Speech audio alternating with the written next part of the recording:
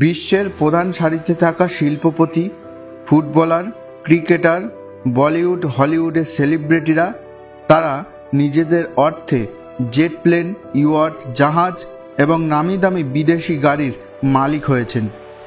কিন্তু ভারত তথা বিশ্বের ইতিহাসে এমনই এক নজিরবিহীন ঘটনা যেখানে কোনো এক চাষি তিনি হয়ে উঠেছেন একটা দেশের শতাব্দী এক্সপ্রেসের মতো ট্রেনের মালিক। আজকের পর্বে এমনই এক অদ্ভুত নজিরবিহীন ঘটনা শুধুমাত্র ভারত ডায়েরি ইউটিউব চ্যানেলে। 1853 সালে শুরু হওয়া ভারতীয় রেল ব্যবস্থার মালিকানা প্রথম দিকে ব্রিটিশ সরকার এবং পরবর্তীকালে স্বাধীনতা হয়ে যাওয়ার পরে আজও পর্যন্ত ভারতীয় রেল ব্যবস্থা অত্যন্ত গর্বের সাথে ভারত সরকার পরিচালনা করে থাকে।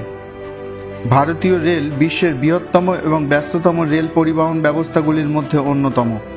7321টি স্টেশন বিশিষ্ট ভারতের রেলপথের মোট দৈর্ঘ্য 67,415 কিলোমিটারেরও বেশি। 55,000-এর বেশি কোচ এবং 12,000-এর বেশি লোকোমোটিভ প্রতিদিন ভারতীয় রেল ব্যবস্থায় অগ্রণী ভূমিকা পালন করে। 2007 সালে দিল্লি থেকে অমৃতসরগামী স্বর্ণ শতাব্দী এক্সপ্রেসের নতুনভাবে রেলপথের কাজ শুরু হয়।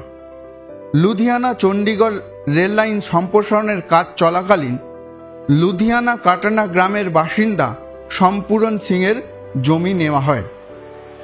ক্ষতিপূরণ বাবদ রেল কর্তৃপক্ষ সম্পূরণ সিংকে 25 লক্ষ টাকা প্রতি একর হিসেবে দেয়, কিন্তু সম্পূরণ সিং প্রতিবেশী বাসিন্দাদের সঙ্গে কথা বলে জানতে পারে যে অন্যান্য গ্রামে 71 লক্ষ টাকা প্রতি একর হিসেবে জমির জন্য ক্ষতিপূরণ দিয়েছে রেল কর্তৃপক্ষ। এই বিপুল পরিমাণ অর্থ বৈষম্যের কারণে সম্পূরণ সিং 2007 সালে লুধিয়ানা আদালতে পৌঁছায়। প্রাথমিকভাবে রেল কর্তৃপক্ষকে 50 লক্ষ টাকা প্রতি একর হিসেবে সম্পূরণ সিংকে ক্ষতিপূরণ দেওয়ার কথা বলে আদালত, কিন্তু পরবর্তীকালে বহু আইনি লড়াইয়ের পরে 1,70 লক্ষ টাকা প্রতি একর বাবদ ক্ষতিপূরণ হিসেবে দিতে বলে আদালত 2012 সালে। আদালত আরও একটি সিদ্ধান্তে উপনীত হয় যে 2015 সালের মধ্যে সম্পূরণ সিংকে সেই পরিমাণ টাকা দিয়ে দিতে হবে, কিন্তু 2015 সাল হয়ে গেলেও সম্পূরণ সিং মাত্র 42 লক্ষ টাকা ক্ষতিপূরণ পায় এবং রেলের কাছে প্রায় 1 কোটি টাকারও বেশি ক্ষতিপূরণ বাবদ বাকি থাকে। রেল কর্তৃপক্ষ আদালতের রায়ের ভিত্তিতে ক্ষতিপূরণের পরিমাণ পুরোপুরিভাবে সম্পূরণ সিংকে মেটায়নি, যার ফলে সেই কৃষক সম্পূরণ আবার পুনরায় আদালতে যায় 2017 সালে। লুধিয়ানা আদালতের বিচারপতি যশপাল বর্মা সম্পূরণ সিংয়ের হয়ে রায় দেয় এবং রায়ে তিনি বলেন, যেহেতু স্বর্ণ শতাব্দী এক্সপ্রেস করবার জন্য তার জমিটি নেওয়া হয়েছে, সেই হিসেবে লুধিয়ানা স্টেশন এবং স্বর্ণ শতাব্দী এক্সপ্রেসের মালিক আজ থেকে সম্পূরণ সিং। আদালতের রায়ের পরে সম্পূরণ পুলিশ প্রশাসনের সহায়তায় লুধিয়ানা স্টেশনে পৌঁছে যায়। সৌভাগ্যবশত সেখানে স্বর্ণ শতাব্দী এক্সপ্রেসও দাঁড়িয়েছিল। সম্পূরণ আদালতের রায়ের সমস্ত কাগজপত্র স্টেশন ম্যানেজারকে দেখায়।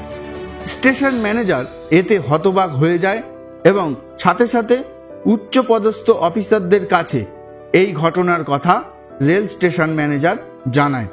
স্টেশন ম্যানেজার সম্পূরণ সিংকে আশ্বস্ত করে যে তার টাকা ফেরত দেওয়া হবে। লুধিয়ানা স্টেশন এবং স্বর্ণ শতাব্দী এক্সপ্রেসকে কেন্দ্র করে বিপুল পরিমাণ যাত্রী পরিষেবা হয়ে থাকে, তাই সম্পূরণ সিংয়ের কাছ থেকে রেল কর্তৃপক্ষ অনুমতি চায় যে স্টেশন এবং স্বর্ণ শতাব্দী এক্সপ্রেস যাতে ভারতীয় রেল ব্যবহার করতে পারে। আজও পর্যন্ত সম্পূরণ সিংয়ের মামলা কোনো নিষ্পত্তি হয়নি। আজও পর্যন্ত আদালতে সেই মামলা চলছে, কিন্তু ভারতের বুকে এক নজিরবিহীন রায়, যে রায়ের ফলে একজন চাষি স্বর্ণ শতাব্দী এক্সপ্রেসের মতো ট্রেনের এবং ভারতীয় রেলের 7,321টি স্টেশনের মধ্যে একটি স্টেশন লুধিয়ানা স্টেশনের মালিকানা শুধুমাত্র 10 মিনিটের জন্য পেয়েছিল। এক অদ্ভুত বিচিত্র 130 কোটি জনসংখ্যার এত বড় বড় শিল্পপতি, এত সেলিব্রিটিরা থাকলেও শুধুমাত্র একজন কৃষক 10 মিনিটের জন্য একটি ট্রেনের এবং একটি স্টেশনের মালিক হয়েছিল। সবাই চ্যানেলটিকে সাবস্ক্রাইব করবেন, ভালো থাকবেন, সুস্থ থাকবেন, ধন্যবাদ।